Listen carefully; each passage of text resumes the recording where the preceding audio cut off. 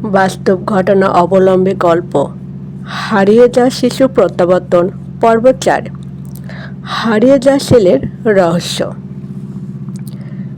করিম চাচার বাড়ি থেকে ফিরে আসার পর রিফাতের মন একদম শান্ত ছিল না। বারবার তার মনে হচ্ছিল শুধু আর্থিক সাহায্য করলেই দায়িত্ব শেষ হবে না। করিম চাচার সবচেয়ে বড় কষ্ট ছিল তার হারিয়ে যাওয়া ছেলে। তাই সে সিদ্ধান্ত নিল যেভাবেই হোক ছেলেটির খোঁজ বের করবে। প্রথমে সে করিম চাচার কাছ থেকে ছেলের পুরনো একটা ছবি সংগ্রহ করল। ছবিটি প্রায় 20 বছর আগের। ছবির কণাগুলো হলুদ হয়ে গেছে, তবুও করিম চাচা সেটি যত্ন করে রেখে দিয়েছিলেন। ছেলেটির নাম ছিল রাসেল। রিফাত বিভিন্ন জায়গায় খোঁজ খবর শুরু করল। পুরনো পরিচিতদের সঙ্গে কথা বলল, সামাজিক যোগাযোগ মাধ্যমে পোস্ট দিল এবং কয়েকটি মানবিক সংগঠনের সাহায্য নিল। কয়েক সপ্তাহ কেটে গেল, কিন্তু কোনো খবর পাওয়া গেল না। ঠিক যখন রিফাত প্রায় আশা ছেড়ে দিতে বসেছে, তখন একটি ফোন কল এলো।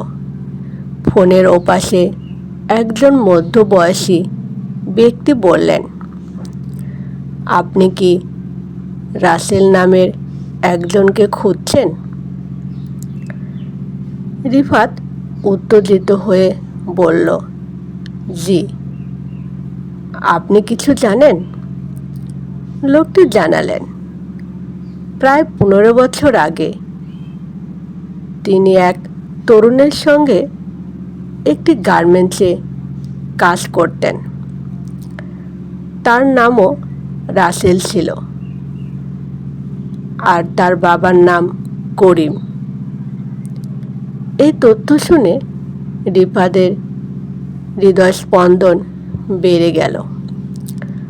লোকটি আরও জানালেন, কাজের সময় এক দুর্ঘটনায় রাসেল গুরুতর আহত হয়েছিল। এরপর তাকে অন্য একটি শহরের হাসপাতালে নেওয়া হয়।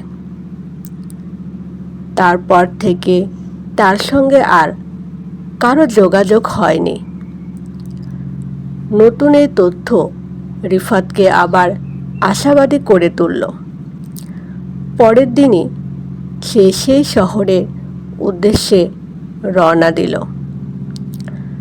হাসপাতালের পুরনো নথিপত্র খুঁজতে খুঁজতে সে একটি গুরুত্বপূর্ণ তথ্য পেল। রাসেল বেঁচে ছিল। দুর্ঘটনার পর দীর্ঘদিন চিকিৎসা নিয়েছিল, কিন্তু সবচেয়ে অবাক করা বিষয়টি ছিল অন্যটি। চিকিৎসার সময়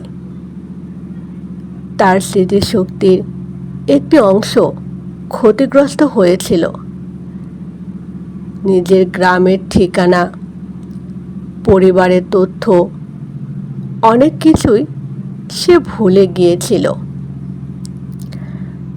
রিফাত কিছুক্ষণ স্তব্ধ হয়ে বসে রইল। তাহলে কি এত বছর রাসেল ইচ্ছে করে বাবাকে ছেড়ে যায়নি? সে কি নিজেই নিজের অতীত হারিয়ে ফেলেছিল? নথিতে একটি নতুন ঠিকানার সূত্র পাওয়া গেল। রিফাত সেই ঠিকানার দিকে রওনা দিল।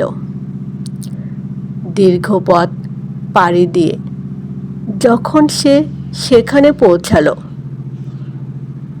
তখন সামনে দাঁড়িয়ে থাকা মানুষটিকে দেখে তার বুক কেঁপে উঠল। লোকটির বয়স 40-এর কাছাকাছি। চেহারায় বয়সের ছাপ স্পষ্ট, কিন্তু পুরনো ছবির সঙ্গে মিল খুঁজে পাওয়া যাচ্ছিল। রিফাত বুঝতে পারল হয়তো এই সেই রাসেল। কিন্তু রাসেল কি তার বাবাকে মনে করতে পারবে? আর করিম চাচা কি এত বছরের অপেক্ষার পর সত্যি তার ছেলেকে ফিরে পাবেন? জানতে হলে পরবর্তী পর্ব দেখতে হবে। বহু বছরের বিচ্ছেদের পর বাবা ছেলের আবেগময় পুনর্মিলন কেমন হবে।